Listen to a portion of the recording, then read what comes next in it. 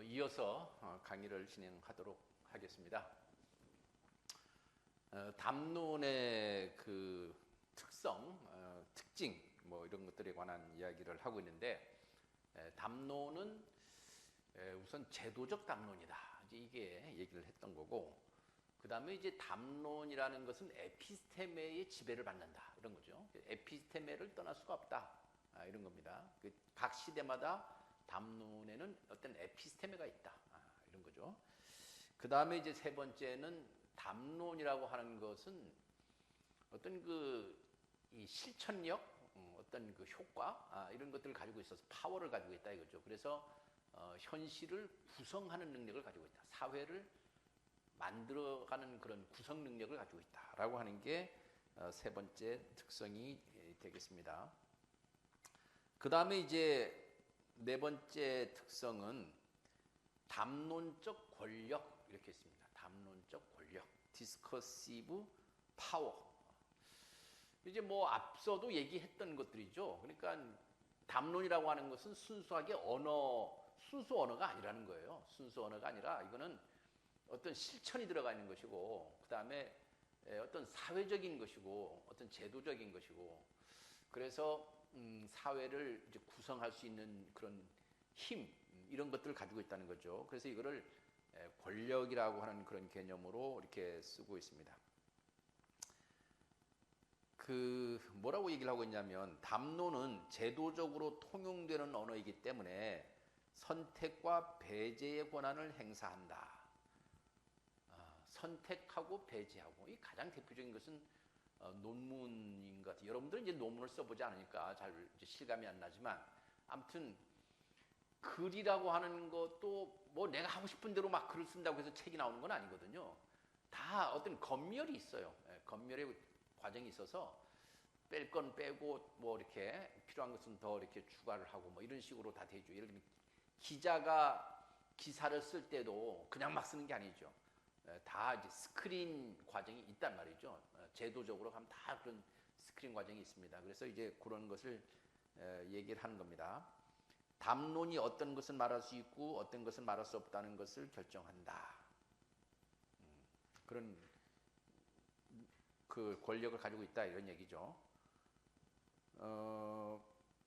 담론이 지식을 구성하고 당연시된 선택과 배제의 규칙을 지배한다. 따라서 담론은 지식과 권력을 만들고 또 생산한다. 지식과 권력은 불가피하게 얽혀있는 관계이고, 그래서 권력, 지식으로 붙여쓰기도 한다. 네. 그래서 이게 담론이라고 하는 거는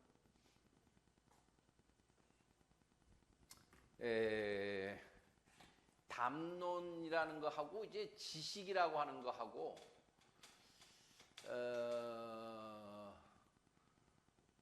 아까 이제 담론이라고 하는 것 자체가 이제 무엇을 논해라, 이런 얘기잖아요. 그러니까 논이라는 얘기가 그냥 무슨 수다를 떠는 그런 일상적인 그런 거라기보다는 이게 어떤 좀 고급진 혹은 이게 지적인 그런 언어를 우리가 담론이다, 이렇게 얘기할 수 있다 그랬어요. 그래서 이걸 이제 지식이라고 하는 건데, 이 지식이라고 하는 것은 아까도 이렇게 우리 담론에 관한 얘기를 했었지만 이게 투명한 게 아니다. 또 무슨 의식을 이렇게 표현하거나 혹은 객관적으로 존재하는 세계를 이렇게 재현하거나 하는 그런 게 아니다, 이런 얘기 했었잖아요. 그래서 이거를 지식은 이거 역시 중립적인 게 아니다, 이거예요. 지식이라는 것도 여기에는 항상 이제 권력이라는 게 따라간다. 지식 속에는 권력이 스며들어가 있다, 이런 얘기죠. 그래서 푸코는 항상 지식 권력이라는 말을 이렇게 흔히 쓰게 됩니다.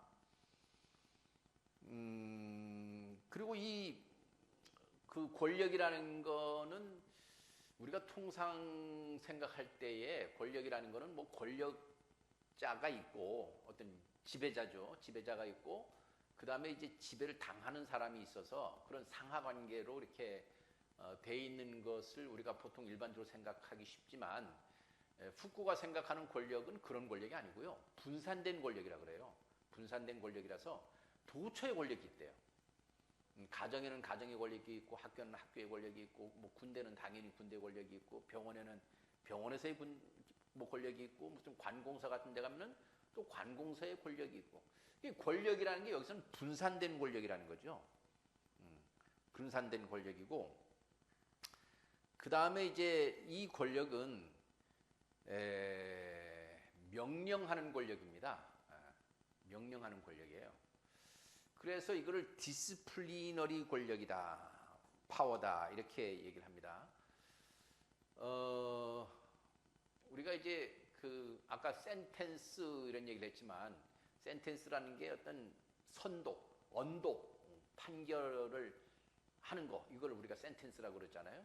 이런 것처럼 이 말이라고 하는 거는 지식을 전달하는 거라기보다는 디스코스라는 거는 지식을 전달하는 거라기보다는 이거를 해, 마라라고 하는 그러한 성격을 가지고 있다는 거예요. 그래서 이거를 푸코는 이거를 이제 훈육적 권력이다 이렇게도 표현을 했는데, 이거를 둘레즈는 뭐라 그랬냐면은 오더라 그랬어요. 오더 월드. 오더라는 말은 명령하다, 지시하다 이런 얘기잖아요. 명령하다, 지시하다. 이제 수업 시간에 내가 여러분들한테 강의를 하고 있지만은 이 강의도 말이죠. 어떻게 보면은 지식을 전달하는 것보다도 더 앞서서는 내 말을, 선생의 말을 따라야 돼라고 하는 그런 성격을 지니고 있다는 거예요. 그냥 수업 시간에 나는 지식을 전달하는 것 같아 보이지만, 지식을 전달하는 그 밑바닥에는 뭐가 있냐면 나는 선생이고 너는 학생이야. 그러니까 선생의 말을 너는 지시를 따라야 돼라고 하는 그런 의미가 있다는 거죠. 그래서 우리가 학교라고 하는 것도 이게 교육기관이다라고 얘기를 하지만, 교육기관이다라고 얘기하지만 조금 더 이 교육이라는 말 자체도 뭐 이렇게 가르치는 사람이 있고 가르침을 받는 사람이 있다는 얘기가 되잖아요. 그리고 이게 또 조금 하면은 학교라는 거는 교육기관일 뿐만 아니라 이게 어떤 그 훈육기관이다, 이런 의미를 가지고 있다, 이제 이런 겁니다.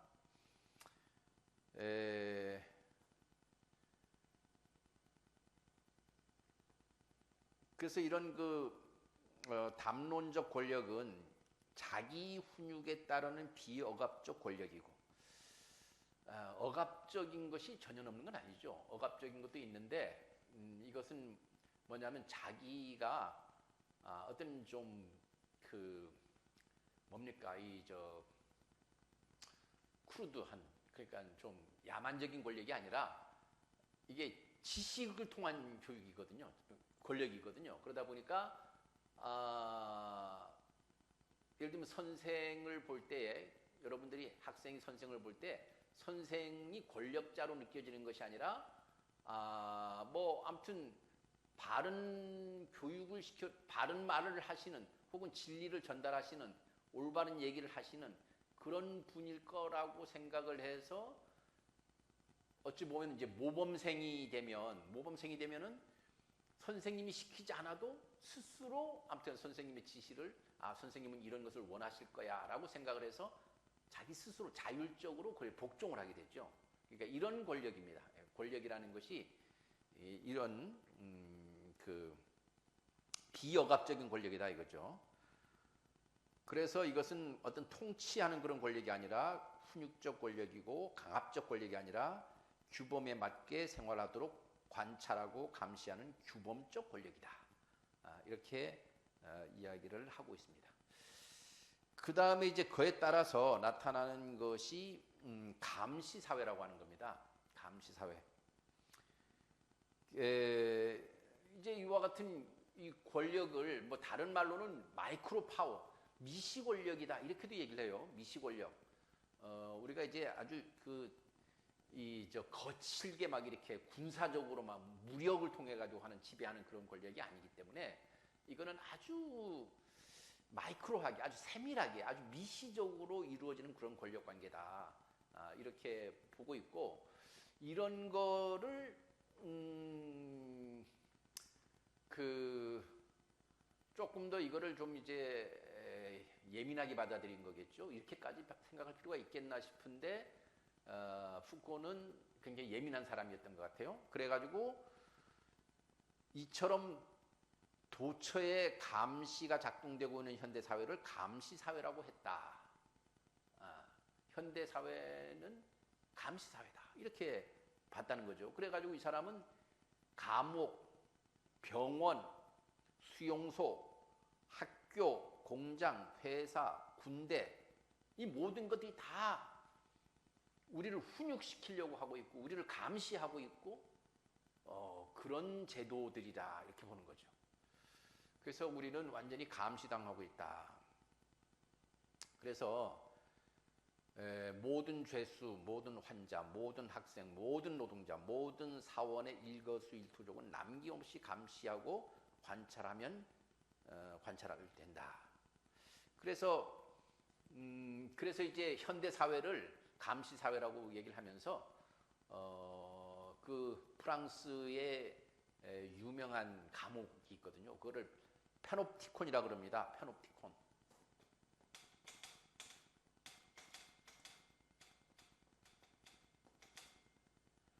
페놉티콘. 옵티라는 말은 시각을 얘기를 하는 거죠. 이 펜이라는 말은 서라운드를 얘기를 하는 거예요. 그러니까 서라운드 우리 주변에 다 감시의 눈이 나를 둘러싸고 있는 모든 것들이 다 감시의 눈으로 나를 감시하고 지켜보고 있다. 이런 말을 이제 하면서 페놉티콘이다 이런 얘기를 해요. 현대 사회는 페놉티콘 사회다 이렇게 얘기를 하는 거죠. 이거를 원형 감옥 이렇게도 얘기를 합니다.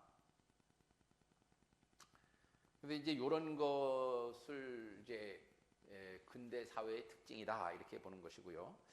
그 다음에 이제 이와 같은 그 입장에 따라서 이 사람은 정말로 그러면 이와 같은 페놉티콘이라든가 그 다음에 권력적 지식 이런 것들이 어떤 식으로 이게 활용이 돼서 이제 그 정상인들이 비정상인들을 억압했는가? 정상과 비정상의 대립구도 속에서 정상인들이 비정상인들을 억압했는가라고 하는 것을 보는 연구를 하게 됩니다. 그게 이제 광기와 문명이라는 책으로 나오게 됐어요. 이 광기와 문명은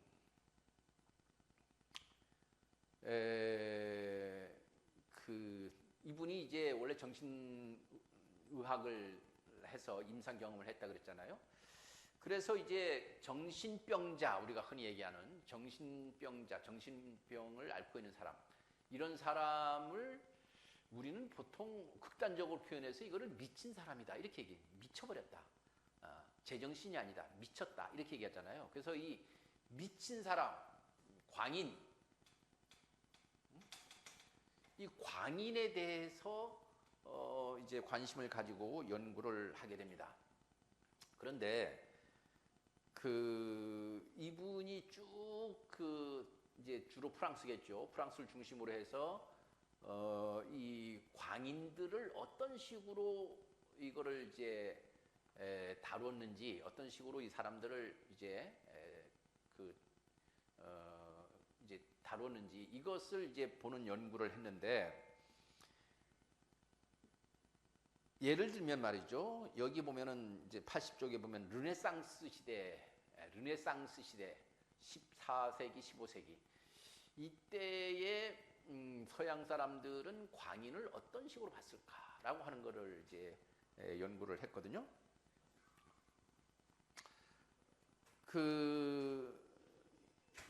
이렇게 얘기를 하고 있습니다. 푸코의 광기와 문명은 이성의 시대부터 인류가 타자를, 이게 우리가 비정상인, 정상이지 못한 사람을 광인으로 낙이 찍었음으로써 스스로의 정상성을 정당화해온 문명의 위선을 냉소적으로 비판하는 책이다. 정상과 비정상으로 나눠서 정상인들이 비정상을 공격했다 이거죠. 이건 아주 위선적인 행동이다, 행위다라고 하는 것을 이렇게 밝히고 있는 책이다 이거죠. 그러면서 이제 하는 얘기가 르네상스 시대에 에피스테메라는 게 있었다. 아까 봤었죠, 지난 시간에. 르네상스 시대의 에피스테메는 뭐였느냐 하면은 유사성이었대요. 유사성. 그래서 사물을 유사성의 관점에서 파악을 했다는 거죠. 유사성과 그다음에 이제 이 사람들이 생각하기에는 이제 정상이라는 게 이렇게 있고요. 정상이라는 게 있다 그러면은 이게 이제 비정상이 이제 이 정도냐, 이게 디그리가 있는 거죠. 이렇게. 요거는 이제 예를 들면 뭐 90%가 이제 비정상이고, 요건 80%가 비정상이고, 이렇게 50%가 비정상이고 이렇게 되는 거죠. 이런 식으로 해가지고 이거를 이제 유사성이라고 이렇게 얘기를 했어요. 유사성 혹은 비율성, resemblance, 유사성이라고 그럽니다. 이게 유사하다. 그래가지고 이 사람들이 당시에 생각하기에 광인은 미친 사람이라고 우리 흔히 얘기하는 것은 이게 정상인 중에서 이제 좀 정상적인 것이 좀 떨어지는 사람들이죠. 이런 사람들은 이제 광인이라고 그랬다는 거죠. 그래서 이 광인을 당시에는 우리가 이제 미친 사람들, 지금 우리도 주위에서 가끔가다 보지만 당시에 미친 사람들은 이 사람들이 비정상이긴 하지만 그러나 이런 사람들은 인간이 아닌 것이 아니고 완전히 뭐 한 게 아니고 이 사람들은 뭔가 특별한 어떤 능력을 갖고 있는 사람으로 이 사람들을 봤다는 거예요. 그래서 이제 우리가 흔히 뭐 예언자 뭐 이런 사람도 있잖아요. 뭐 예언자 이런 사람들은 미친 사람이라기보다는 뭔가 특이한 어떤 영적인 능력을 갖고 있거나 뭐 이래서 뭔가 우리가 보지 못하는 것을 볼 수 있는 그런 사람들, 뭐 이런 사람들, 우리가 보통 뭐 무당, 오늘날식으로 얘기할 것 같으면 이런 사람들처럼 봤다는 겁니다. 그래서 당시에는 광인의 행동이 비록 유별나기는 해도 정상인과 크게 다르지 않다고 생각을 했다는 겁니다. 그래서 중세적 사고의 영향이 아직도 뚜렷하게 남아 있었던 르네상스 시대에는 전지전능한 신과 비교할 때 인간 상호 간의 차이는 무시할 정도로 작다고 생각되었고, 그래서 광인도 정상인과 유사하다고 인식되었다는 것이다. 그래서 당시에는 광인이라 그래가지고 이 사람들을 감금시키는 일이 없었대요. 그래서 이제 오히려 광인들은 아주 어떤 비범한 진리를 통찰할 수 있는 그런 아주 예지자다, 이렇게도 생각을 했다는 겁니다. 그러다가 시대가 흘러가지고 이제 17세기, 18세기가 되면은 이제 고전주의 시대라고 하는 걸로 이렇게 진입을 하게 됩니다. 이 고전주의 시대는 이성의 시대입니다. 우리가 흔히 얘기하는 이성의 시대인데, 이 이성의 시대의 특징은 뭐냐면은 그 동일성,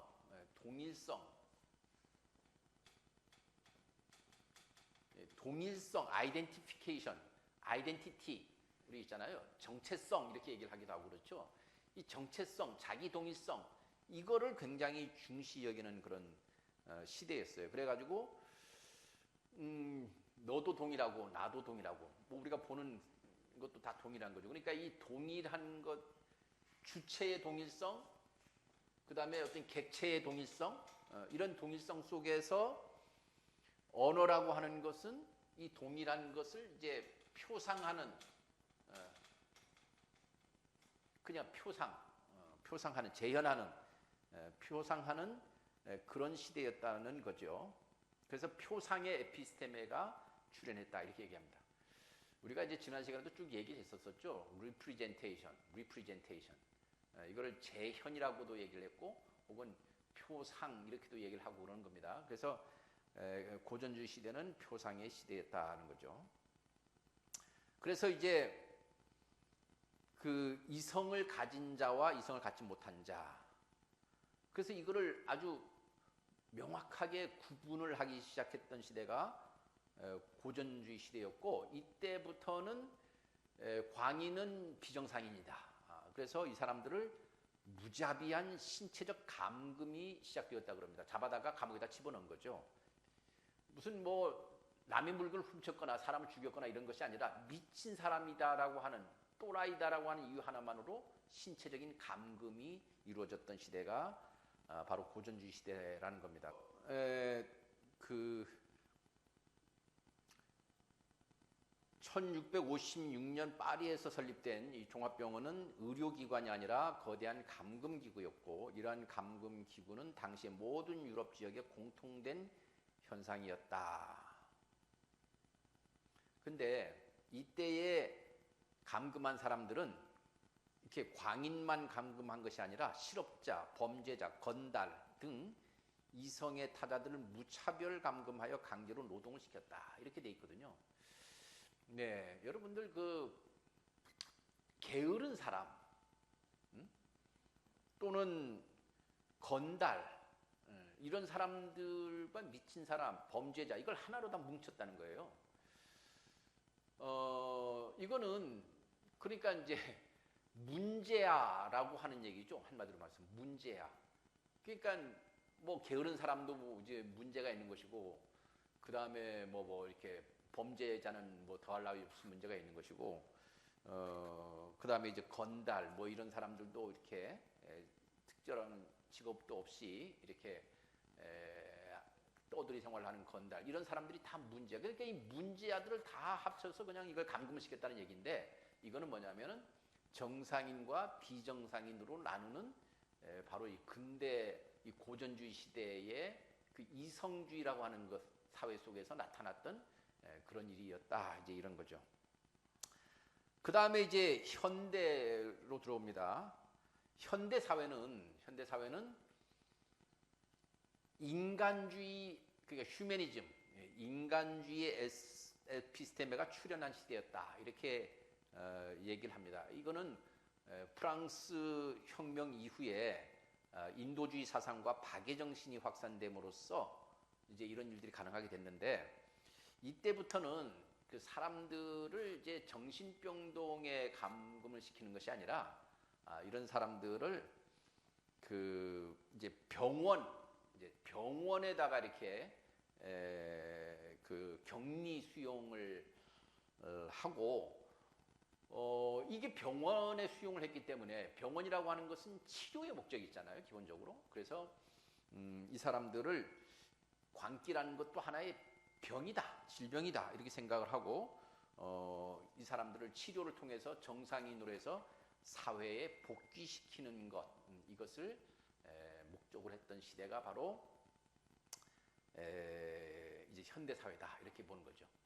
근데 이제 푸코는 그럼 현대 사회가 이제 이와 같은 인권과 같은 휴머니즘에 근거를 해서 치료를 한다고 하는데, 그러면 과연 이 현대 사회, 뭐 여기 그 현대 사회라 그러는데, 이 현대 사회는 그러면 정말로 광기를 휴머니즘적 차원에서 인간주의적으로 이것을 뭐 이렇게 보고 있는 거냐, 정말로 그렇게는 보지 않고 있다, 이렇게 보는 거죠.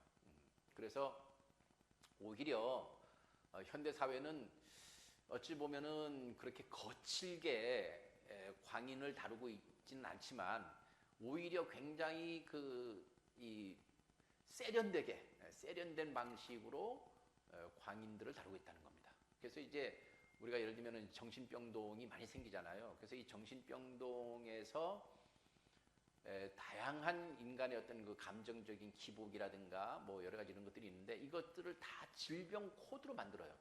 이 질병 코드로 만들어서 뭐 이것은 우울증이고 조울증이고, 이것은 뭐 공황장애고, 이것은 또 광장공포증이고, 여러 가지 그런 질병의 종류를 만들어 가지고 사람들을 관리하고 있는데, 오늘날 정신병원의 문턱은 굉장히 낮아졌잖아요. 그래서 많은 사람들이 지금 정신병을 이용하고 있고, 그것을 어찌 보면 당연시하고 있고, 이제 그렇다는 거죠.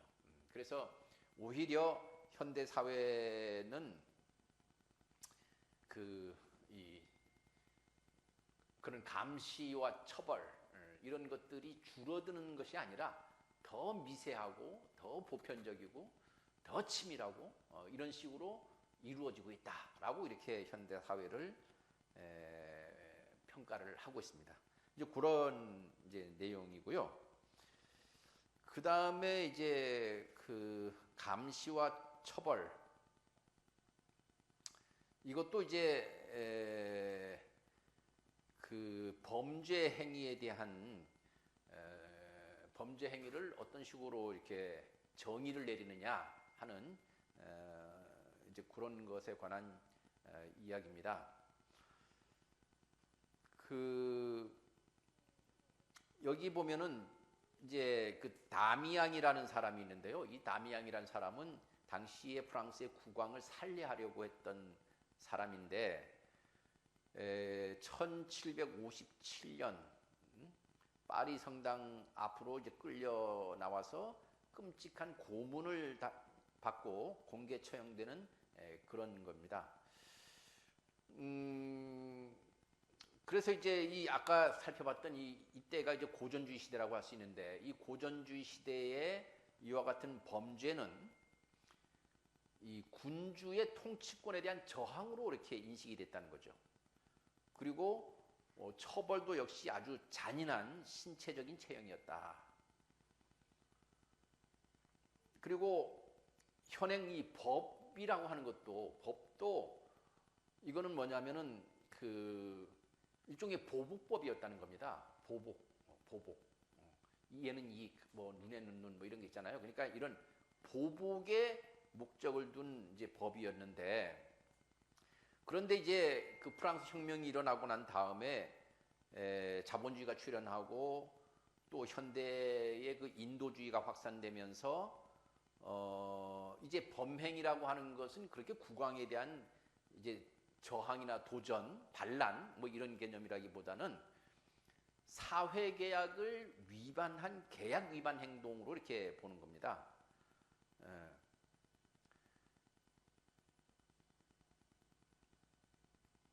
그래서 이제 이때의 법은, 우리가 오늘날 현대 사회의 법은 이렇게 보복법이 아니에요. 예를 들면은 이 사람이 누구는 죽였다. 그러면 이 사람도 이 사람한테 보복을 해서 죽여야 되는 이런 게 아니고, 지금은 이제 그 복귀법이라고 이렇게 얘기를 해요. 복귀법.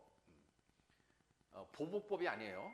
그래서 이제 그 아무튼 사회적으로 이게 계약 위반이기 때문에, 법률 위반이고 계약 위반이잖아요. 그러다 보니까 이제 그 형을 통해 가지고, 형량 구형이라든가 이걸 통해 가지고 아무튼 지금은 이제 감옥이라 그러지 않고 교도소라 그러잖아요. 교도소.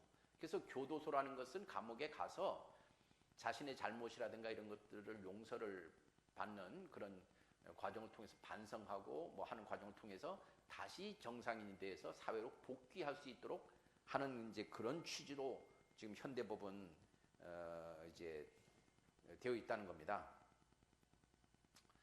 근데 이제 이것도 역시 그 뭐 앞서도 우리가 봤었던 것처럼 푸코의 입장에서는 이게 뭐 그러면 통제라든가 감시가 이게 약화가 되는 거냐 하면 그렇게 보지 않는다는 거죠. 역시 원형 감옥, 여기 보면은 이제 84쪽에 보면 원형 감옥에 이제 모형도가 이렇게 나와 있는데, 이와 같은 걸 통해 가지고 이 사회는 끊임없이 낙인을 찍고 그리고 뭔가 계속 그 당근과 채찍이라는 방식을 통해서 계속 이제 강제하고 하는 그런 사회다. 이제 이렇게 보는 거죠. 그 다음에 이제 그 마지막으로 고고학과 계보학이 있습니다.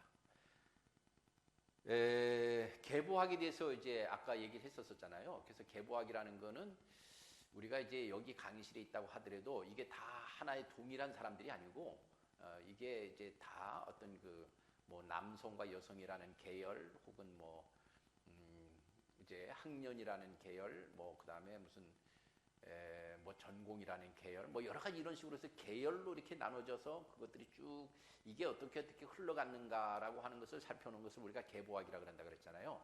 근데 이제 초기에 푸코는 이 계보학적 방법보다는 초기에는 고고학적 방법을 취했었어요. 고고학적 방법을 통해서 한 것은 이분이 원래 1960년대 이제 연구를 하면서 이 사람은 감옥의 탄생이라든가 광기와 그 처벌이라든가 이런 것들을 연구를 할 때는 광기와 문명이라든가 이런 거 연구할 때는 고문서를 막 뒤졌거든요. 아카이브라고 우리가 보통 하는 게 있잖아요. 그래서 아카이브를 막 뒤졌어요. 그러니까 마치 고고학자가 뭐 이렇게 막이 뭐라 그럴까 이 탐색 뭐 이렇게 하는 것처럼 고문원들을 막 뒤져가지고서 거기에서 어떤 것을 찾아내는 에피스테메라고 하는 것을 찾아내게 된 것도 바로 이 고고학적 방법을 통해서 그걸 했었던 거거든요. 그래가지고 그런 거였는데, 근데 이제 1968년도에 프랑스에서는 6.8 사태라고 하는 아주 중요한 정치적 대격변이 있었거든요. 이제 지난 시간에도 내가 한번 얘기했던 것 같은데, 이거를 겪으면서 푸코는 종전에 자기가 갖고 있었던 그와 같은 고고학적 접근 방법을 포기하고 이제 계보학적 방법으로 전환을 하게 되었다고 말합니다. 그래서 이때부터 뭐 광기와 문명, 병원의 탄생, 뭐 사물의 질서 이런 것들이 전부 다 성의 역사 뭐 이런 것들이 전부 다 계보학적 방법이다 이렇게 얘기를 할 수가 있습니다. 그래서 이 계보학은 시대별로 담론의 형성과 그 변화를 권력과의 관계에 초점을 두고서 분석하는 방법이다 이렇게 얘기를 하고 있습니다.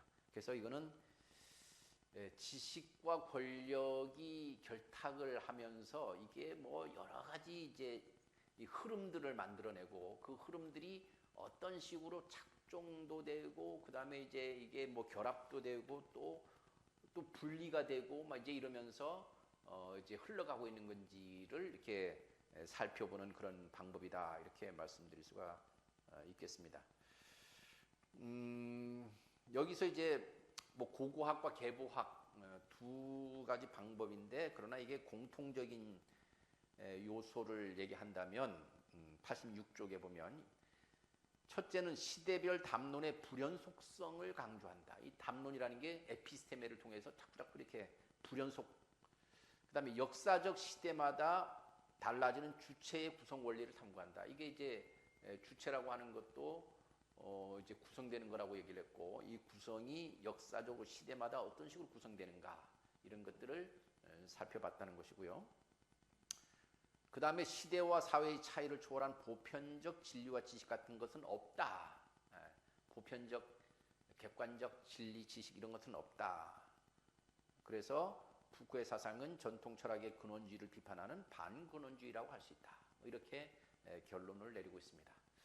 네, 이렇게 해서 푸코의 담론, 권력, 그리고 주체의 구성, 뭐 이런 주제를 가지고서 푸코라는 사람은 현대 사회를 어떻게 받고 이해를 했는가라고 하는 것을 살펴봤습니다.